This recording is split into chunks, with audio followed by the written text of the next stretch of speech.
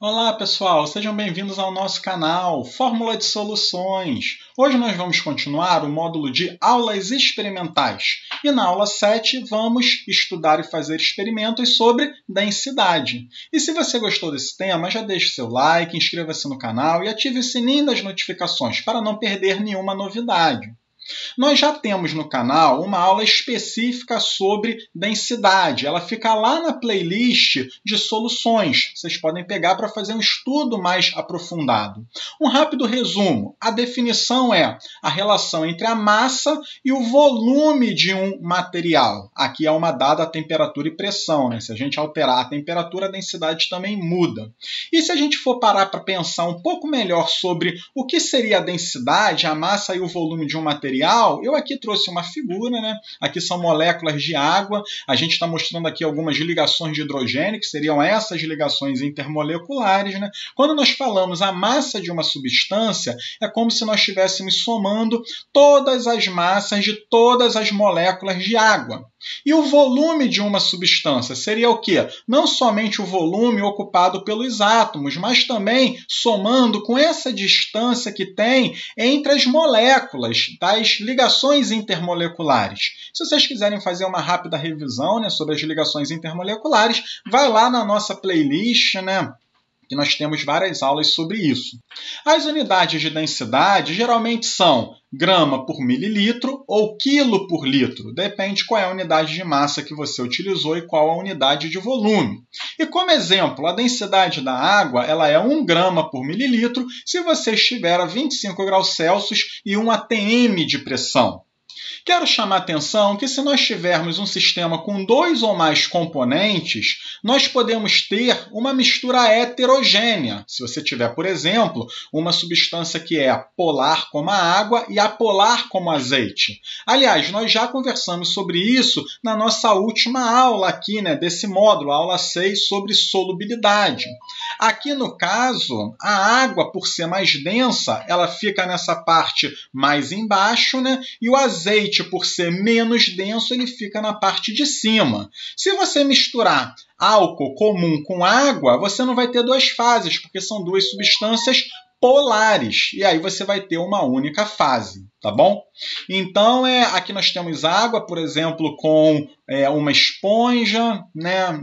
Aqui nós temos uma caixinha de madeira e aqui nós temos um metal. Se essa substância tiver uma densidade menor do que a da água, ela vai boiar, ela vai flutuar. Se ela já for mais densa que a água, ela afunda. Aqui cabe a gente ressaltar, pessoal, que nós devemos ter algumas habilidades. Por exemplo, aqui contar o número de fases de uma mistura. Aqui nós temos 2 fases, mistura bifásica, pode ser trifásica, tetrafásica ou polifásica, né? Também devemos saber falar os componentes. Aqui nós temos 2 componentes, azeite e água, ou aqui metal e água, né? Eu quero chamar a atenção principalmente para esse caso aqui à direita. Veja que eu tenho um recipiente com água e gelo. Quantas fases nós estamos vendo aqui? 2 fases. Eu estou vendo uma líquida e uma outra que é sólida. Aqui nós temos quantos componentes nessa mistura? Somente um componente, já que a água líquida é H2O e o gelo também é H2O. Então, embora a gente tenha uma mistura heterogênea aqui no caso, né, nós temos somente um componente. Logo, se nós formos classificar esse sistema, ele é um sistema homogêneo. Então, só aqui ressaltando, mistura heterogênea, a gente tem que ver 2 fases ou mais. Sistema heterogêneo, nós temos que ter 2 moléculas diferentes, 2 componentes diferentes ou mais. Tudo bem, pessoal? Vamos então à parte experimental. Para ela, a gente deve ter acesso a algumas dessas substâncias da lista, né? Água, óleo de soja, álcool comum, areia, tampa de garrafa, corante comum e copos, por exemplo. Vamos falar sobre as medidas de segurança, principalmente em relação ao álcool comum, ao etanol, que ele é inflamável, ele então pode pegar fogo. Se você estiver ainda no ensino médio, principalmente, né, chame um responsável, um adulto, para fazer a prática com você. Vamos lá então. Primeiro de todos, vamos construir algumas misturas heterogêneas? Então pegue um copo, adicione alguns mililitros do líquido ou algumas gramas do sólido das seguintes substâncias. Primeiro, vamos aqui fazer uma mistura de água e óleo. Será que é heterogênea? Agora, essa mistura de água e óleo, acrescente areia agora para ver se vai ser solúvel em alguma das fases ou não. Ou a gente vai ter uma mistura trifásica aqui, Depois, a essa mistura, adicione uma tampa de garrafa, a mistura que já tinha água, óleo e areia. E aqui a gente pode ter uma mistura até tetrafásica, se nenhuma dessas substâncias elas se misturarem, tá? Depois, vamos agora fazer uma outra mistura, água, e aí você vai colocar álcool com corante. Mas como que nós vamos fazer isso? Pegue um primeiro recipiente, coloque um pouco de álcool, goteje corante, aqui eu botei um corante azul, pode ser a cor que você mais gostar, Agite para você ter uma solução, uma mistura homogênea. Depois, esse álcool colorido, você adiciona na água, para ver se vai ser solúvel ou não, se a gente vai ter, por exemplo, uma mistura de dois líquidos diferentes. E por fim, pessoal, vamos fazer a seguinte mistura: água, óleo e álcool com corante. E aí eu iria querer que vocês adicionassem nessa ordem. Primeiro, adiciona água no recipiente.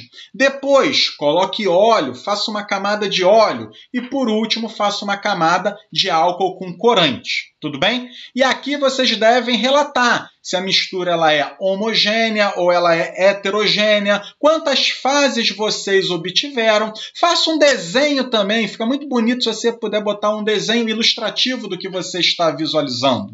Segundo agora, vamos fazer uma torre de líquidos immiscíveis. Então eu gostaria que vocês pesquisassem sobre quantos líquidos do trato comum de uma cozinha, do nosso dia a dia, pode ser também usando a areia da praia, por exemplo, se você quiser botar um sólido lá embaixo, vamos então fazer uma torre. Pode ter talvez um sólido lá embaixo e depois líquidos que não se misturam. Qual é o máximo de líquidos que você consegue fazer numa torre que não se misturam? Eu gostaria que você fizesse o desenho, Aqui você pode colocar setas apontando as substâncias e a explicação para eles não se misturarem. Tá? Se vocês quiserem um ponto de partida, nós no canal, lá na playlist do Brincando de Química, ensinamos como fazer uma mágica torre de líquidos, aqui diversos líquidos coloridos. E eu também gostaria de fazer uma proposta para vocês que estão assistindo essa aula. Tira uma foto, posta lá no Instagram de vocês e marca o @Fórmula de Soluções, que nós iremos repostar lá no nosso Instagram oficial, pessoal. E aí, ficou alguma dúvida? Curtam, comentem, compartilhem o nosso vídeo e lembre-se de se inscrever em nossas redes sociais. Um grande abraço a todos e vamos às aulas!